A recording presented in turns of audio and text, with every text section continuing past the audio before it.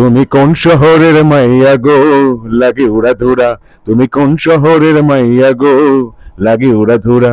তোমারে যে দেখলে পরে, তোমারে যে দেখলে পরে পুরা মাথা ঘোরায় গো, লাগে উড়াধুরা। নমস্কার, সুস্বাগতম। আপনারা দেখছেন জুডো ধামাকা নতুন পর্ব। সাথে আছি আমি জুডো।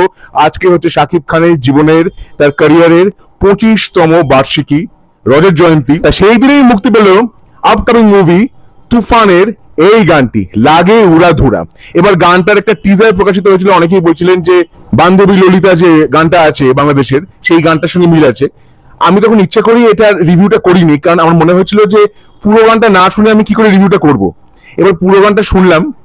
পুরো গানটা শুনে এবং ডিসক্লেমারে তারা লিখেও দিয়েছেন যে বাংলাদেশের একটা বিখ্যাত গান আছে মরার কোকিলে, সেই গানটা থেকেই কোরাসটা ইন্সপায়ার্ড। এবং আসলে এই যে সুরটা, এটা একটা ফোক সং এর সুর। এই সুরের ওপর অনেক লোকগীতি আছে। হরি দিন তো গেল, সন্ধ্যা হলো, পার করো আমারে, সেটাও কিন্তু প্রায় এই ধরনের সুরের ওপরই। আরো গান আছে রাইহান রাফির পরিচালনায়, এসভিএফ, আলফাই এবং চোরকির একসাথে মিলিতভাবে যে ছবিটি এইবারে ঈদে মুক্তি পাচ্ছে, তার নাম হচ্ছে তুফান। শাকিব খান আছেন, মিমি চক্রবর্তী আছেন, নাবিলা আছেন এবং আছেন চঞ্চল চৌধুরী বিশেষ ভূমিকায়। তা গানটা দেখলাম, গানটা অত্যন্ত ক্যাচি একটা ট্র্যাক, পেপি ট্র্যাক, এবং এই গানটা পপুলার হবে এতে কোনো সন্দেহ নেই। আর সোশ্যাল মিডিয়ার যুগে তো হাতে হাতে ঘুরবে। প্রীতম হাসানের অ্যারেঞ্জমেন্ট, গেয়েছেন প্রীতম হাসান এবং দেবশ্রী অন্তরা। এবং প্রীতম হাসানকে দেখাও গেছে এই গানে শেষের দিকে। Interesting track.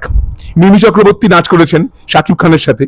এবার মিমি চক্রবর্তী যে ডান্স মুভস, সেইটা দেখে কিন্তু আপনার মনে পড়বে পুষ্পা ছবির উ আন্টাবা মাওয়া, এই যে গানটা পুষ্পার, সেই গানের যে মুভস, সামান্থা তার সেই মুভস, সেগুলো মনে পড়বে। আবার মনে পড়বে জেলার ছবির কাবালা, যে তামান্নার যে ডান্স মুভস, সেটাও কিছুটা মনে পড়বে। পুরো গানটায় শাকিব খানকে দেখতে খুব ভালো লেগেছে, তার ডান্স মুভ সবকিছুই ভালো লেগেছে। খুব এন্টারটেনিং, একদম ব্রেথ টেকিং মুভস হয়েছে। তবে মূল কথাটা হচ্ছে আজকে শাকিব খানের ক্যারিয়ারের 25তম বার্ষিকী। এত বছর ধরে তিনি সাফল্যের সঙ্গে নায়ক, তাকে অনেক অভিনন্দন। এবং এত বছর ধরে তিনি যে অভিনয় করছেন, তার হিরোইজম অনস্বীকার্য, তার কারিজমা অনস্বীকার্য। তাকে অনেক অভিনন্দন রইল। এই ছবিটা মুক্তি পাবে ঈদে, এবং এই গানটার প্রেক্ষাপটটা লিখে দেওয়াই হয়েছে 90s। আমরা জানিও সেটা 80s 90s এর প্রেক্ষাপটে তুফান ছবিটা তৈরি হচ্ছে। Gangster movie, action movie. এবার ছবিটা হলে মুক্তি পেলে তো দেখবো বটেই। আবার এই গানে পরিচালক রাইহান রাফিকেও কিন্তু দেখা গেছে। আর গানের বিটিং অ্যারেঞ্জমেন্ট শুনে মনে পড়েছে সলমান খানের ভরত ছবির স্লো মোশন এই গানটার বিটিং অ্যারেঞ্জমেন্টের কথা। তাই লাগে উড়াধুরা এই গানটা দেখে আমার কেমন লাগলো, আমার রিয়াকশন আপনাদের সঙ্গে শেয়ার করলাম।